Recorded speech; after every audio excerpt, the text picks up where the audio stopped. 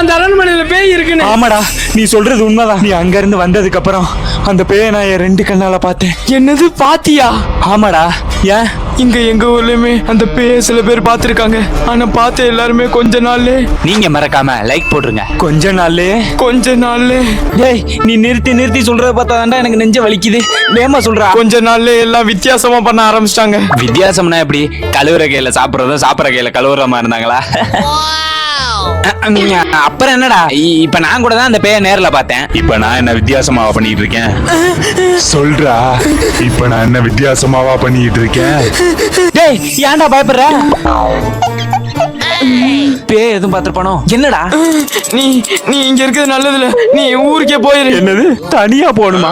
பேசாம நீ என் கூட வந்துறேன். நானா? ஆமாடா, நீ யோசிக்காம எங்க வீட்டுக்கு வந்துரு.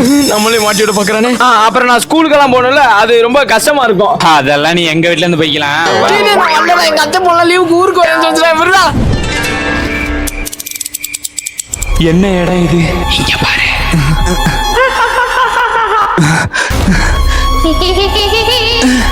யார் நீ?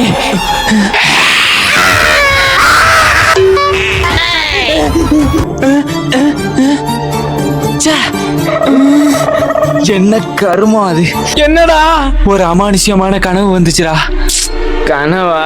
அதெல்லாம் ஒண்ணும் இல்ல. துண்ணூரை பூசிட்டு போய் பர்றா.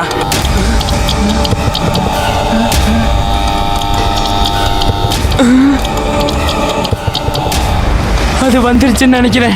எது வந்துருச்சா?